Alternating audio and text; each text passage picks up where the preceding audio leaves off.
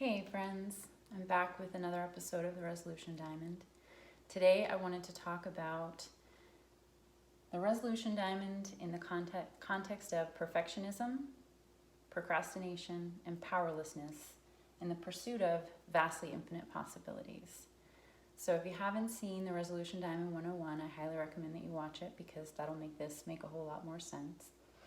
And I just want to get right into it. So, we are born, or the essence of who we all are is pure love. Something happens that separates us from love, also known as trauma, sometimes called now ACEs, or adverse childhood experiences. And again, childhood trauma is distinguished from other disturbances that might take place throughout the course of our lives because it's what wires us for our behavior, our preferences, our thoughts, how we perceive and interact with ourselves and each other. Over here we have the model of the triune brain. So we have our baby brain, also known as our me brain, our limbic system, what I call our we brain, and our executive function or prefrontal cortex, or what I call our C brain.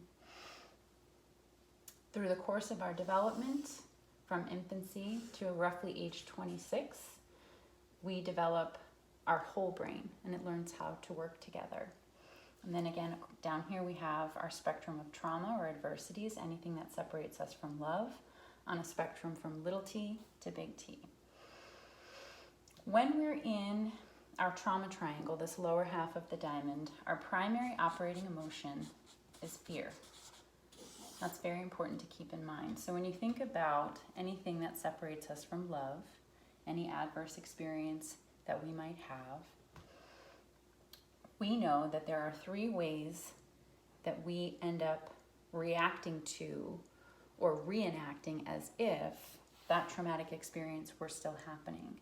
And with some traumas, we know they don't end, right? So the social contract, unfortunately, doesn't end, right? We're living in this world.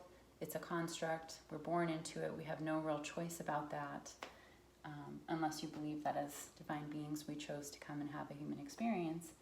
But we come into the world, it is what it is, and then it's our job to figure out how to function in that world. Essentially, how to do what's at the top of the diamond, also known as the power triangle, and that is meeting Maslow's hierarchy of needs, right? So we have to figure out how to meet our basic needs within the construct of reality. Our needs for love, belonging, self-esteem, and ultimately self-actualization. Okay, so we're all wired because we're wired, or our inherent identity is pure love. Each of us has within us this desire to be the fullest, purest expression of ourselves as beings of love here in the human experience, right? So everybody wants to be something, right? That it's like we're born, we have dreams, we have goals, and those are impacted or influenced by the culture or the context within which we experience ourselves. So when we think about perfectionism, first as a function of survival, we could consider it as a way of bullying ourselves. So again, if we think of knowing that these two ends of the diamond, remember, is that energetic highway across the epic battle, across the energetic highway, is that epic battle for love, right? That we try too hard or too soft in response to something that scared us to get this need met of being loved and seeing ourselves as lovable and good. So if we think of perfectionism and how it shows up in Western culture, it can really become a form of maladaptive coping, right? That we know we want to experience the fullest potential of ourselves, but something scared us and made us feel powerless. So in order to kind of override that sense of powerlessness that comes from trauma or worthlessness, right? We feel worthless. We feel powerless. We might try really, really, really hard to do other things very, very well, to the point of essentially hurting ourselves or hurting others, right? So I wrote my graduate and undergraduate dissertations on media images of women, and if you haven't checked out her work, I highly recommend Jean Kilbourne's work on media images of women. Killing Us Softly and Deadly Persuasions was the book that she wrote that really influenced my research. And so what she does is really talk about how the images that we see around us kind of fuel this sense of perfectionism, that if I don't have perfect poreless skin, that if I'm not a certain weight, that if I don't look a certain way, I won't be loved and I won't be seen as good or valuable in my society. And this is again in Western culture, which unfortunately, you know, capitalism is a global thing, and Western culture is definitely an international sensation. It's a bummer. But it's ultimately fueled by this pursuit of perfectionism. Pursuit of perfectionism is fueled by fear. So it's not that looking good or taking care of ourselves or being well or pursuits of wellness are either good or bad. It's how we're going about them. What is the primary operating emotion behind our behavior? And when we're down here, that primary operating emotion is fear. Again, I'm afraid I won't be loved. The primary operating emotion in our power triangle up here is trust. So figuring out how to move from fear to trust then changes this expression of perfectionism. So for many of us, another kind of thought that was coming up for me in the last couple of weeks while I've been thinking about doing this is growing up in poverty, that in order to get out, which has taken roughly 20 years, so from the time trauma ended in my life, the last of which was briefly being street homeless, all the way through till now, I'm 41, this sense of perfectionism was in part driven by fear, and then it also in part driven by trust, that I knew it's going to be a long road to get where I envision I need to get or want to get. But I also know that to some degree, I can't make a mistake or it's going to set me back. And then that timeline is going to be even further extended, right? So I knew roughly, okay, this is how long it's going to take to heal from this stuff and, you know, get enough savings and get enough education and kind of climb whatever ladder it is in terms of a career before I could get to a place where I had this stable foundation underneath me and that it wasn't going anywhere. So in part, the perfectionism was a function of that survival. It came out of that awareness that if I screw up, if I get sick, if there's, you know, an emergency, whatever, all that stuff is going to set me back financially, physically, socially, career-wise, education-wise, you know, that you kind of can't make a mistake, right? So the other side of that, when we feel overwhelmed by that awareness, is procrastination. That's why I don't do these videos. I mumble, I stumble, I still kind of am crap at expressing myself, and I'm trying to get better at it. So it's ironic that I really wanted to do this video on perfectionism, knowing that I don't have my YouTube game down yet, and I don't have my video tutorial game down yet, but it's a part of this drive in me to teach and share information, so I'm just going for it. But when I don't feel that way, or when we don't feel that way, or when we think, oh, it's never going to be good enough, and there's no way I can achieve this impossible standard, or I have too many odds are stacked against me in this day, this week, this month, this year, this life, we procrastinate, right? So we get down on ourselves and we put it off and we put it off and we put it off. And so that would be this is the too hard, this is the too soft sides of that energetic highway. So we procrastinate. You know, do you ever have a lot of chores to do? It's you have a bunch of laundry and dishes and bills to pay and kids to feed and whatever else going on. So you just lay in bed and do nothing. Mm-hmm. Yeah, it's in a way, it's a trauma response, right? So again, thinking about trauma response in the brain, we have the fight, the flight, and the freeze. Okay, so what does freeze look like? We know what procrastinating looks like. It's too hard, I'm not going to do it, why bother? It won't be good enough anyway. Freeze is really when these two have just battled it out. I'm going to try too hard, I'm going to not bother, I'm going to try too hard, I'm going to not bother. And it's like that little punching game, those two little plastic figures, rock'em sock'em, whatever. We wear ourselves out because most of that battle takes place up here. Occasionally, we project it out onto other people, right? We start screaming and yelling and blaming it, and it's this, it's the news, it's the politics, it's the weather, it's whatever. The food industry is against me. The magazine cultures are against me. My family's against me. My trauma history is against me. My symptoms are too big. Whatever story we're telling ourselves or whatever battle we're in and we can't see, and it's all coming from this place of fear. Eventually we get worn out. Eventually it's like the ultimate knockout. And it lands us in this very important persecuted spot. So VIP, finding power in our powerlessness. And that's where we land. We freeze. Deer in the headlights. I'm worthless and everything is terrible and nothing will ever be good. And I've tried so hard to find a solution and nothing is working. It's not helping me. I can remember I was talking about this yesterday with a woman who is delightful, and I can't wait to get to know her more.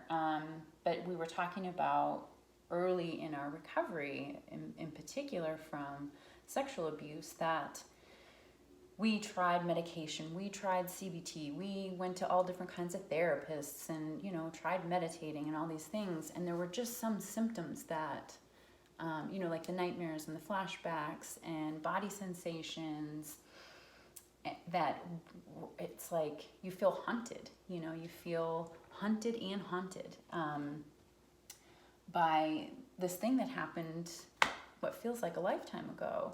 And you just want to live. You just want to be yourself. You just want to be free and breathe and, digest like a normal person. And nothing seems to work. And so when we get to that point of ultimate exhaustion, we end up back here. VIP, very important, persecuted. The world, it's too big. It's not going to work. This is too much and I can't manage. The solution, and so this is the crux here. We freeze because we don't know what else to do, right? So it's not like common knowledge. It's not like, oh, you have a headache? Oh, take some ibuprofen or some, Tylenol, whatever. With trauma and systemic oppression and different kinds of complex adversities that we don't really talk about, there's no common narrative for it, like in our society. We don't know what to do. So we do nothing. Because we're stuck. We get stuck. So the thing that frees us is knowledge, knowing what to do. And then finding the guts, the courage, the support, the community, the compassion, the grace, the love, the money, the time, the resources, the energy, the stability to actually use whatever this knowledge is that we've acquired. Whatever gets us unstuck and it says, okay, here's what you need to do. Here's this thing that will help you. And in our case, when we were talking, it was EMDR. And as a clinician, I knew about EMDR 20 years ago when I started the field. And I was like, sounds kind of crazy. Like, I think I'm going to just stick to this concrete stuff, Even though I did art therapy and worked as an art therapist, it was still something tangible and concrete. And I knew sort of what the outcome would be of those types of interventions on myself and essentially for other people. Not to like detailed degree, but I trusted those processes. I understood them. EMDR felt very, it was like, where are you going? You're going into my head? What's going to happen? Stuff's going to come up and it's going to get processed. How? And because there wasn't a whole lot of explanation for it, especially back then, we have much more qualifying and quantifying research on why EMDR is effective. We have more of that now. And maybe that was part of it for me. Hi, little bug. No, thank you. The little bug needed self-esteem. So maybe that's part of what gave me the courage to pursue it at this point in my life. I think the other part was finances, that 20 years ago I wouldn't have had the money to pay for either the training myself, couldn't afford the training, or clinicians who were trained in that intervention. So here's this thing, it's really going to help you out, and then we're like, yeah, maybe not so much. Maybe I'll just keep going back and forth between this perfectionism and procrastination, right? Where I'll just try to supersede the trauma, or I'll just try and overpower the fear that I'm feeling, or I'll just try another beauty product, or I'll just try another diet, or I'll just try another job, or I'll just try another whatever it is that we think, boyfriend, girlfriend, partner, house, neighborhood, zip code, whatever we think, I'll just succeed at something else that I'm really good at, or that I know I can master. Look, I baked another cake, or whatever it is that we think, if I just get this right, it will somehow eradicate the power that these fear-inducing events and circumstances are having over me. So we try to outdo what's been done to us, if that makes sense. That it's not really about the cake, or the finding the right mascara, or taking another yoga class, or coming up with another great idea. It's not really about those things. It's about this unresolved crap that's underneath all those behaviors. So when I look at privilege culture, you see this a lot too, where and I'm going to target women because I am a woman and that's the demographic I know best, but where you see, oh, I'm just going to, go to Goop and find the right perfect yoga pants, or I'm going to find the next magic hair gel, or I'm going to have the next perfect procedure, or I'm going to become a minimalist, or I'm going to become vegan, or I'm going to buy clothes that didn't hurt any living being, and they're eco-friendly and conscious, and even though they cost $1 million, or I'm going to, whatever it is, like the perfectionism is just, it's like off the charts, right? And there's some good stuff in there too.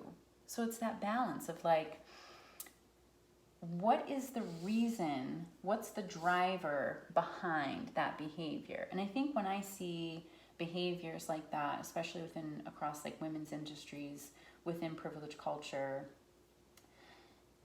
I more often than not see fear than I see trust, where it's like, I just have to get one more thing. I just have to do one more thing.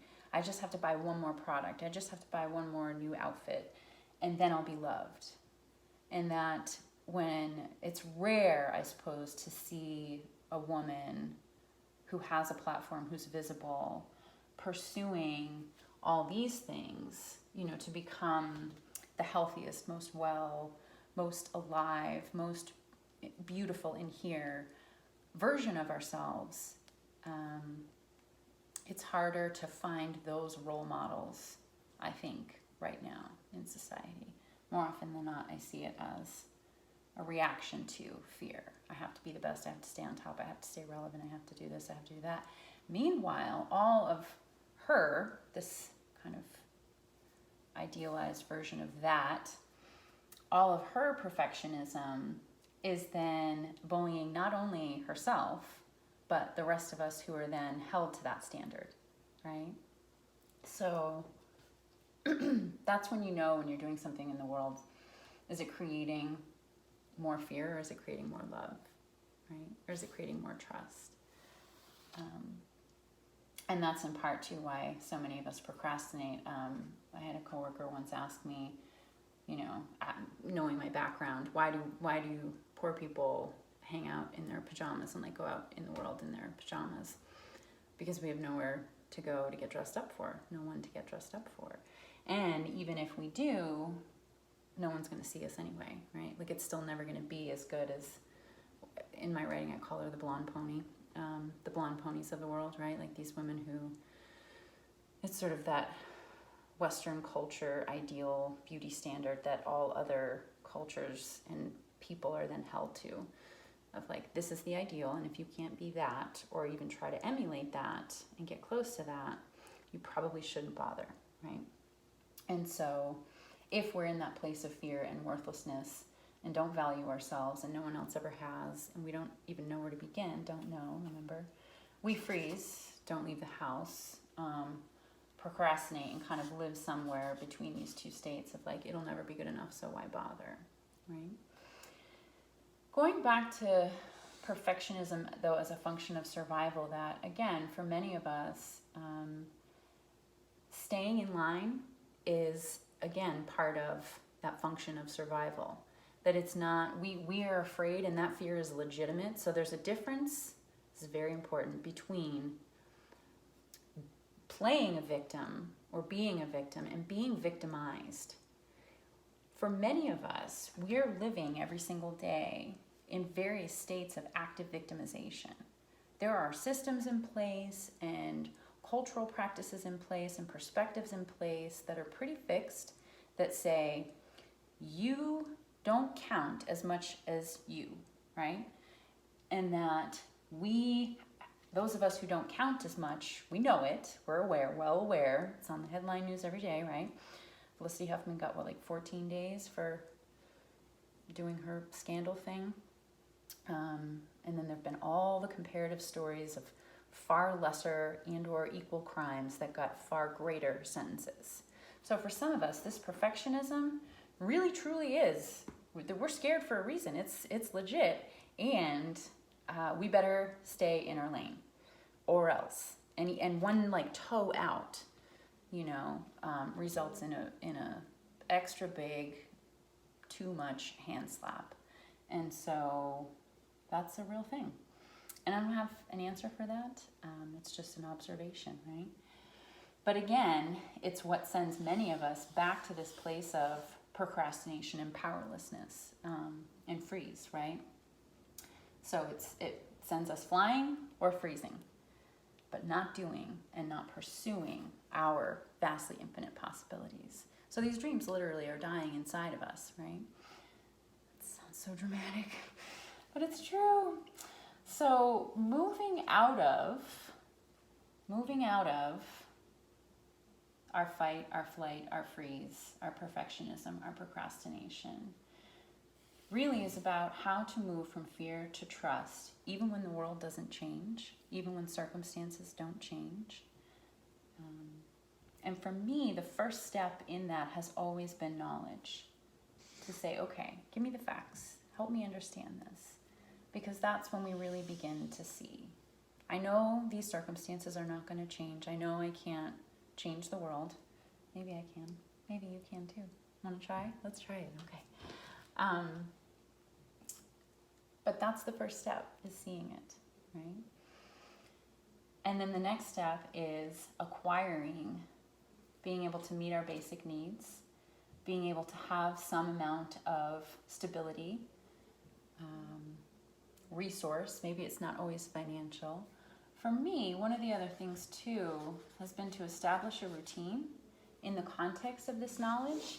So discovering for myself what I know to be really true, right? This is true, but so is all this. And then being very thoughtful and methodical about acquiring the resources that I knew I would need to create this basic foundation of stability.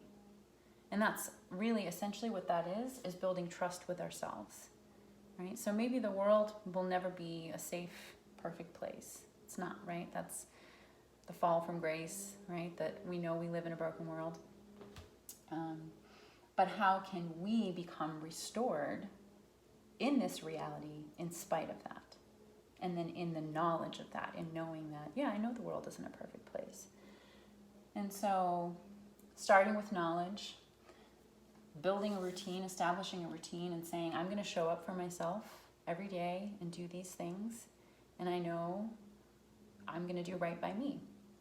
I'm going to love me. I'm going to provide for me. I'm going to take care of myself. And then sort of, once we understand too that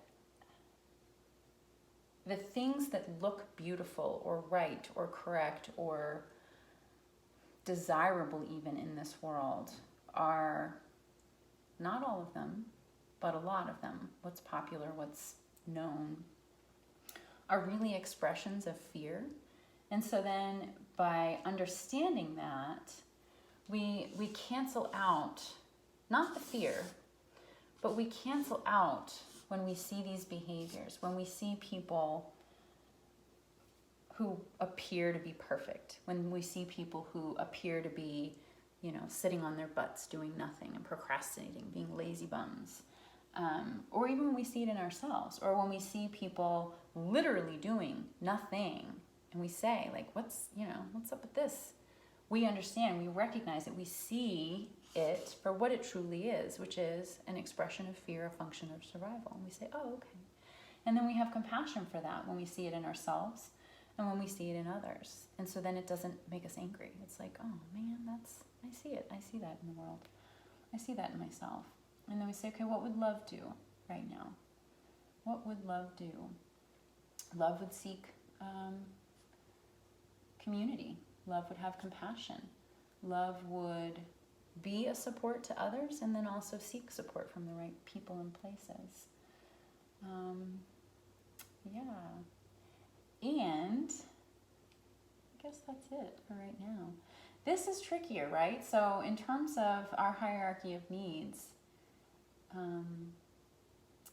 it's unique to every single one of us. So if you picture the world has 8 billion people in it, picture 8 billion people, like slices of cheese all around the globe, right? And all of us have different holes inside of us, different patterns of different holes. And this triangle, or this pyramid, is full of vastly infinite possibilities for filling in those holes. So what you need and what I need are similar in order to fulfill this, but completely different. And so it all depends on where that sense of, what made you scared in the first place, what's still making you scared now, and where you're at. And that's going to determine what you need. So I know that feels probably a little quick, and maybe you have a ton of questions, but I just needed to get this out there and get it out of my head so I can go right. But let me know what you think. It's not really about the food. It's not really about what the scale says. It's really about our desire to be loved, our desire to have peace, to express and experience vastly infinite possibilities, are self-actualized, right?